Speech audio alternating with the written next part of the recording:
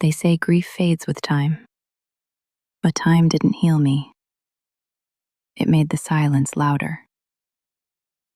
My name is Dorothy Williams, and this is the story of how my son's death turned my quiet life into a battlefield between truth and evil. Because sometimes, the real monsters are the ones who smile the sweetest. Maple Street had always been my safe place, a little corner of peace, with tidy lawns, blooming lilacs, and the smell of baked bread drifting from the cafe down the road. My world was small but perfect. Just me and my son Marcus. Marcus worked as a manager at The Haven, a cozy restaurant that had become his second home. He was the kind of person who'd remember every customer's favorite dish, who'd cover a coworker's shift without complaint, who'd call me every night just to say, "Don't stay up too late, Mom." When he introduced me to Jennifer, his girlfriend, I saw something light up in him. She was beautiful, confident, polished, the kind of woman who seemed to belong in glossy magazines. I wanted to be happy for him, so I ignored the quiet unease that whispered in my gut. But sometimes, mothers know before the storm comes. It was a Thursday. I still remember the sky that evening, heavy clouds bruised with purple, like the world was holding its breath. Marcus had texted me around 7 p.m. "Late meeting tonight. Don't wait up, okay? Love you." That was the last message I ever got. By midnight, he still wasn't home. By 2 a.m., I called him, straight to voicemail. By dawn, I was pacing the kitchen, checking the driveway every few minutes. My heart already knew what my mind refused to accept. When I called the police, they were kind but cautious. "Maybe he needed space," they said. "Maybe he's visiting someone." But Marcus wasn't the type to disappear. 2 days later, a call came from Detective Collins. They had found his car abandoned near the old bridge. Keys still in the ignition, his jacket folded neatly on the passenger seat.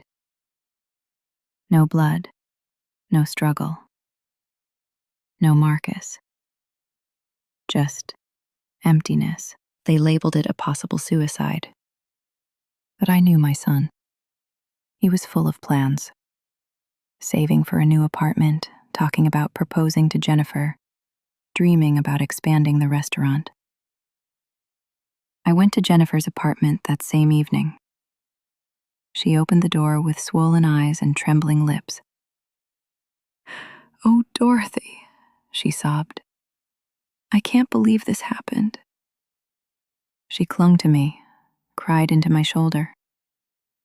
And yet, even as I held her, something felt wrong. Her tears came too easily, her words too rehearsed. A week later, she moved out of town. "Too many memories," she said. And just like that, she was gone. Grief can paralyze you, or it can sharpen you. For me, it did both. For months, I lived in that empty house. Marcus's room untouched, his favorite mug still on the counter. Every night I sat by the window, staring at the streetlights, wondering what really happened. Then one day, I decided to go through his things. Drawers, notebooks, files from work. That's when I found it. A small USB drive taped under his desk drawer. It held spreadsheets, emails, and voice memos, all from the Haven. At first, I didn't understand. But as I dug deeper, I realized what Marcus had uncovered. Someone had been stealing from the restaurant. Thousands of dollars missing each month. The voices on the recordings chilled me to the bone. Jennifer. If he talks, we're finished. Richard. Then make sure he doesn't. Richard Hale, the district manager. Marcus's boss. My hands shook so badly I almost dropped the drive. That was the moment I knew. My son hadn't taken his life. It had been taken from him. I went straight to Detective Collins. At first, she was skeptical. But when she listened to the audio, her expression changed. She called in backup, reopened the case, and within weeks, subpoenas were issued. The deeper they dug, the worse it got. Jennifer and Richard had been embezzling funds for months, using fake invoices, false reports, and Marcus's signature on the books. When he discovered the fraud, he confronted them. He even recorded their argument the night before he vanished. Marcus, you're both criminals. I'm going to the police. Jennifer, don't be stupid, Marcus. You'll ruin everything. That was the last thing he ever said on tape. It took nearly a year, but the pieces finally came together. Jennifer and Richard were arrested on charges of fraud, conspiracy, and murder. The evidence was undeniable. The trial drew the entire town. News vans parked outside the courthouse for weeks. Strangers debated whether the pretty girlfriend could really be a killer. But I didn't care what the world thought. I only cared about one thing: the truth coming out. The courtroom was cold, sterile, like justice itself was afraid to feel. I sat in the front row every day, Marcus's photo clasped in my hands. When Jennifer walked in, she looked almost unrecognizable. Pale, thinner, eyes hollow. She didn't glance at me once. Richard, though, still carried his arrogance. He smirked through most of the testimony, until the recordings played. When Marcus's voice echoed through the speakers, "You'll regret this." The whole room went silent. Jennifer's face crumpled. Richard looked down for the first time. I didn't cry.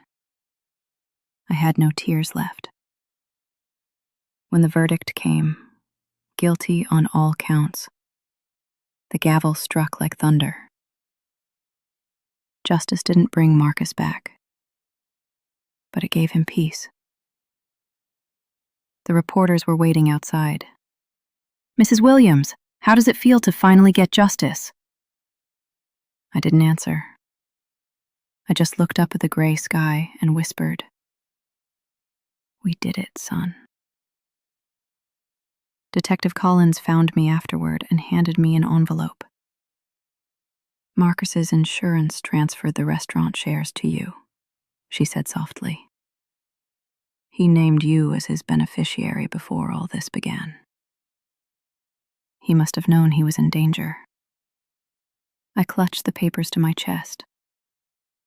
My son had protected me even when I couldn't protect him. When I walked back into our house on Maple Street, everything looked the same, but it felt different. The silence wasn't suffocating anymore. It was peaceful. I went into Marcus's room, opened the curtains, and let the sunlight pour in. His books, his sketches, his scent, everything was there. I sat on his bed and let the tears finally come. Not of sorrow, but of release. Later that evening, I brewed his favorite coffee and sat by the window, the one overlooking the street we'd lived on for decades. For the first time in years, I saw children playing outside again, laughing laughter echoing off the pavement. Life had returned. That night, I turned on my camera. The red light blinked softly as I stared into the lens. "If you're watching this," I began, "I want you to remember something. Evil doesn't always hide in the dark. Sometimes it smiles across your dinner table. It wears expensive clothes and says the right words. My son Marcus trusted the wrong people, and it cost him everything." I paused, breathing deeply. "But he also taught me something. Truth is louder than lies. Justice may take time, but it always finds its way."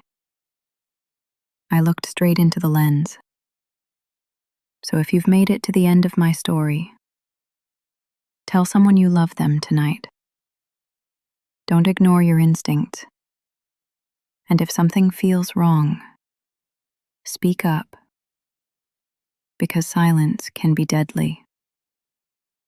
I turned off the camera and sat there for a while, letting the quiet fill the room. For the first time, it didn't feel empty. It felt peaceful. A week later, I visited the bridge where they found Marcus's car. The sun was rising, golden light spilling across the river.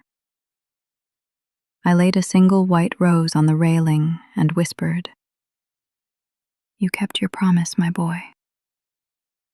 You took care of me, in your own way." As the wind carried my words away, I felt something shift, the weight of years lifting. The shadows that had haunted Maple Street were finally gone. When I walked home, the sky was bright, and for the first time since that terrible night, I smiled. Not out of happiness, but out of peace, because justice had spoken. And Marcus's story, our story, would never be forgotten. I'm Dorothy Williams, and this was the story of how love and truth defeated greed and evil on Maple Street. If you believe justice matters, don't forget to like, subscribe, and share Marcus's story. Someone out there might need to hear it tonight.